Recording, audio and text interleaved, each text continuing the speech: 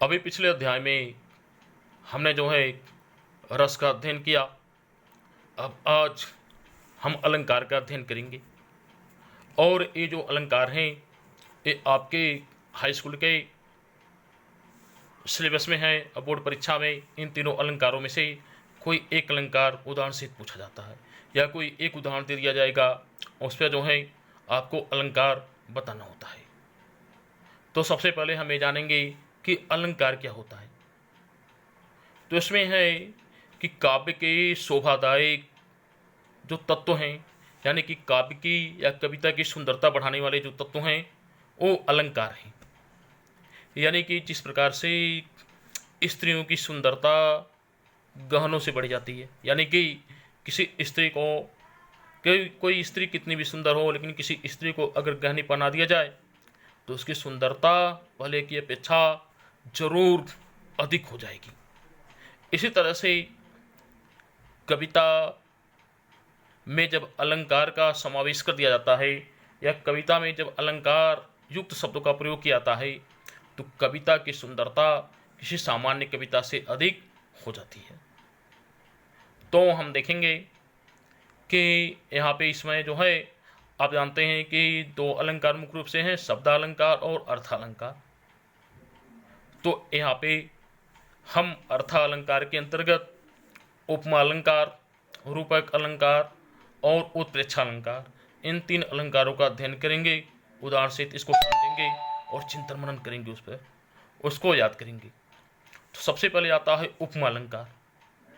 तो उपमा यानी कि समानता, यानी कि किसी भी व्यक्ति या वस्तु की किसी दूसरे व्यक्ति या वस्तु से गुण धर्म के आधार पर, किसी चीज के आधार पर समानता का व्यवहार करना, उसे समान रूप से बराबरी का दर्जा देना।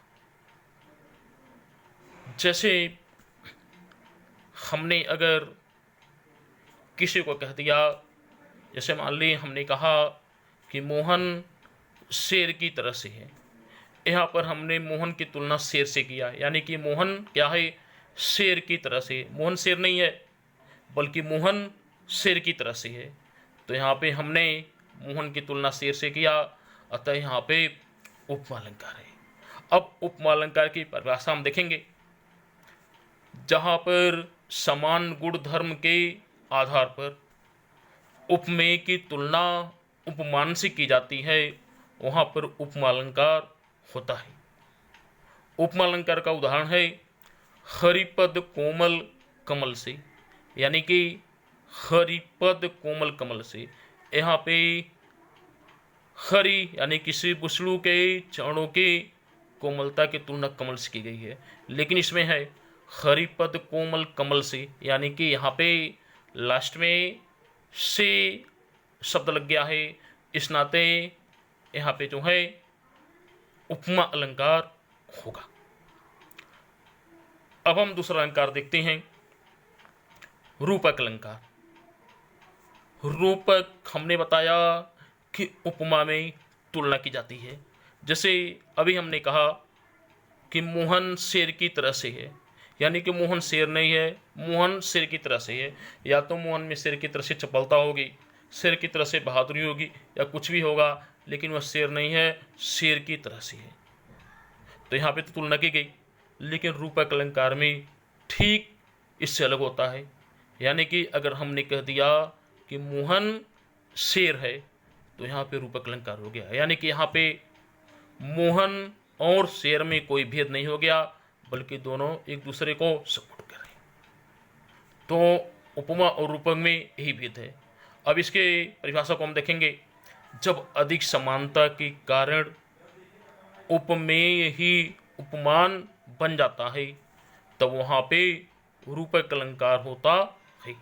उदाहरण है चरण कमल बंदो हरि राई, चरण कमल बंदो हरि राई, यानी कि यहाँ पे चरण कमल, प्रभु के चरण कमल हो गए हैं, यानी कि प्रभु के चरण और कमल में कोई भी विभेद नहीं रह गया है, बल्कि प्रभु के चरण ही जो है कमल हो, क्योंकि चरण कमल बंदो हरि राई, यानी कि उस हरि के चरण कमलों की मैं वंदना करता हूँ।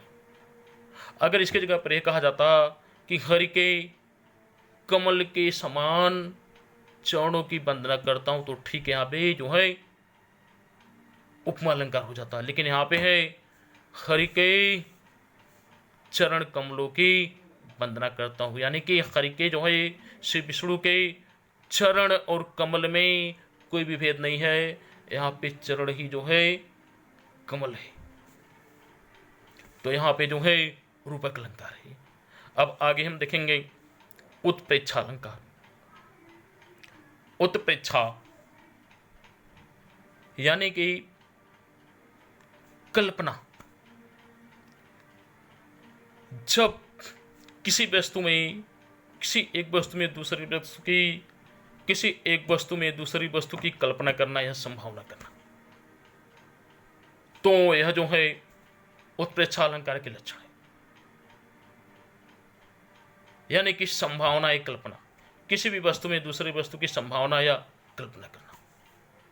अब जैसे यहाँ पे परिभाषा, जहाँ उपमेय में उपमान की कल्पना या संभावना की जाती है, वहाँ पर उत्प्रेक्षा अलंकार होता है। अब उत्प्रेक्षा अलंकार की कुछ पहचान चिन्ह है, यानी कि किसी काव्य पंक्ति में, किसी कविता की पंक्ति में कुछ ऐसे शब्द आते हैं जिन शब्दों को देखकर ही हम तुरंत इस बात की पुष्टि कर लेते, इस बात को पहचान लेते हैं कि इस कविता में जो है उत्प्रेक्षा अलंकार है।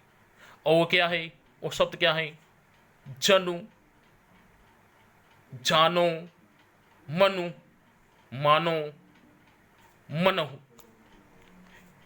ये जो शब्द हैं अगर किसी पंक्ति में आते हैं, तो वहाँ पे जो है किसी कविता की पंक्ति में आते हैं, किसी भी पंक्ति में आते हैं, तो हम सीधे बिना किसी संकोच के कह सकते हैं कि इस पंक्ति में जो है उत्प्रेक्षा अलंकार है। अब उत्प्रेक्षा अलंकार का उदाहरण हम देंगे यहाँ पे। सोहत ओढ़े पीतपट, श्याम सलोने गात, मनहु नीलमणि शैल पर, आतप पर्यो प्रभात। तो यहाँ पे हमने पढ़ा कि सोहत ओढ़े पीतपट, श्याम सलोने गात, मनहु नीलमणि शैल पर, आतप पर्यो प्रभात। तो आप देखते हैं कि तीसरी लाइन में मनहु शब्द, मनहु नीलमणि शैल पर, आतप पर्यो प्रभात, यहाँ पर मनहु शब्द आया। इस मनहु शब्द को पकड़ करके आप निसंकोच कह सकते हैं कि इसमें, इस काव्य पंक्ति में उत्प्रेक्षा अलंकार है। इसमें कोई भी शक की गुंजाइश, शक शुबहा नहीं है, कुछ भी सोचने की जरूरत नहीं है। बस आपने मनहु शब्द इसमें पाए, आप सीधे कह सकते हैं कि इसमें जो है उत्प्रेक्षा अलंकार है।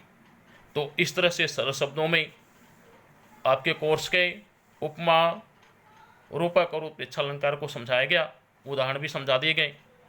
आप लोग इसको ध्यान से समझिएगा, अपनी कॉपी में इसको लिखिएगा, और इसको पहले ही जो है इसको नोट आपको पहले ही दे दिया गया है, इस पर चिंता मनन कीजिएगा, समझिएगा, जो न समझ में आए उसको पूछिएगा। अब फिर जो है अगले कक्षा में जो है हम समाज के बारे में अध्ययन करेंगे। तब तक के लिए धन्यवाद।